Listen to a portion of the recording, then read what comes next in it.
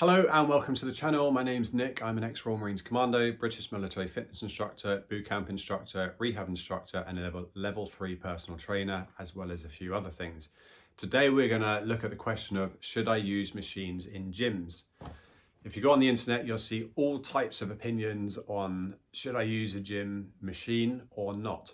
What the machines in the gym do is they fix you into a position. So if you have like a chest fly machine, it fixes your spine in a nice straight position and forces you to kind of execute the move perfectly.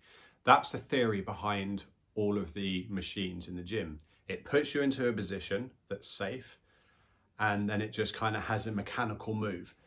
The machines generally isolate muscles. So if you're doing a chest fly, you're isolating the chest and the front of shoulder.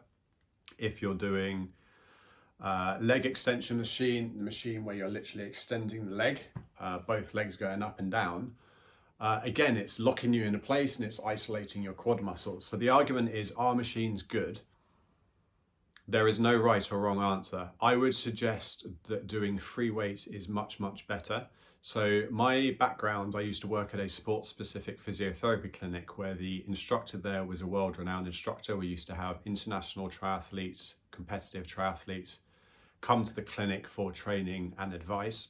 And we also had athletes from around the world that would literally come to see my boss, who is a highly regarded physio.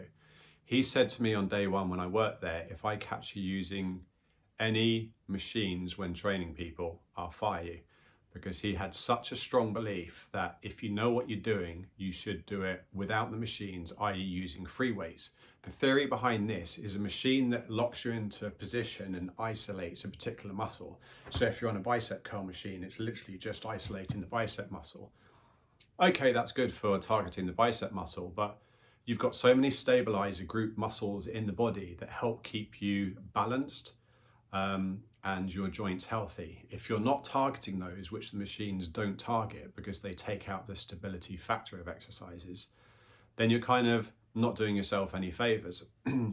So for example, if you're doing free weights and you're doing biceps, you've got those stabilizers kind of kicking in because you've got the weights moving side to side. The same goes when you're doing kind of squat work and you're not on a machine, you're kind of balancing that weight, which means your stabilizers up the legs, the adductors, the abductors, they're constantly engaging. And these are really, really important muscles. So the adductors and the abductors in the leg, they're the big muscles that run up the side of the leg, and these stabilize the knee joint. So when you're doing any sports, when you're doing walking, when you're just kind of walking around normally, people that have weak legs, as they do a squat, you'll literally watch their knees either collapse in, collapse out, or just kind of wobble because their stabilizers are not very strong.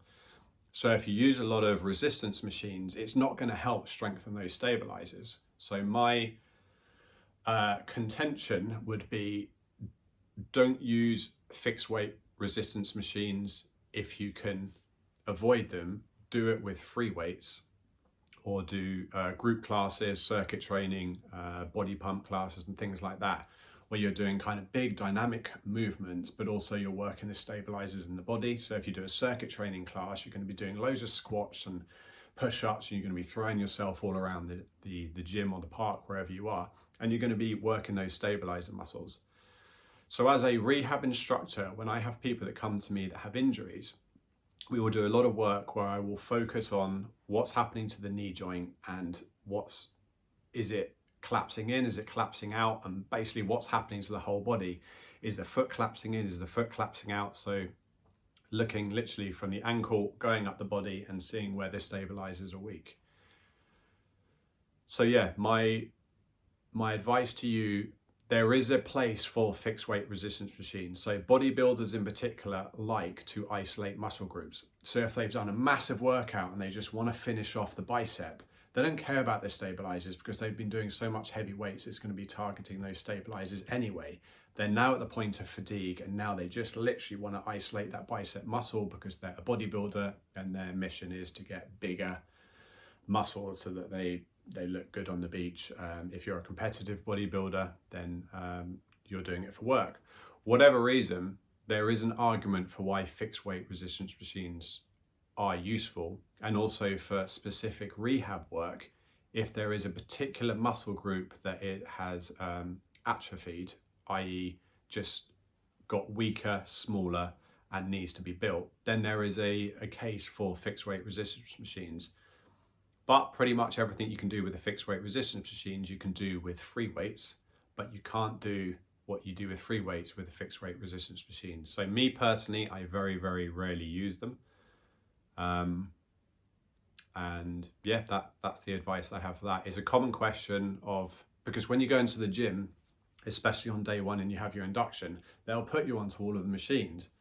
And if you spend any length of time in the gym, you'll just kind of see the same people just sitting on those machines, just doing their chest flies, and they're just doing their bicep curls. And it's not very exciting either. It's just so robotic and mechanical, just like the machines themselves.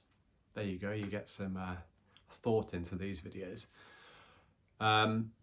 So if you're new to fitness, when you go to the gym, I would discard the fixed weight resistance machines to begin with. That's just my humble personal opinion of over 20 years in the fitness industry and as a rehab instructor training some very high level athletes. I would focus on learning how to do free weights, learning how to do circuit training, and you can achieve those goals if you don't know how to do them by joining a group class in your gym where the instructor will kind of guide you over a period of months how to do every single exercise until you feel confident enough to do them yourself. I hope you found this video helpful. Please like, please subscribe, and leave a comment. When you like, subscribe, or leave a comment, it helps the algorithms to kind of push this video out and let some more people learn about fitness, because there's so much bad information on the internet. I'm just trying to do my bit to give hopefully some good information on the internet. As I say in all of my videos, I don't know how to build a house. I don't know how to fix a car, but the one thing I do know is fitness, because I've been doing it my entire life. Hope that helps, and thank you for watching.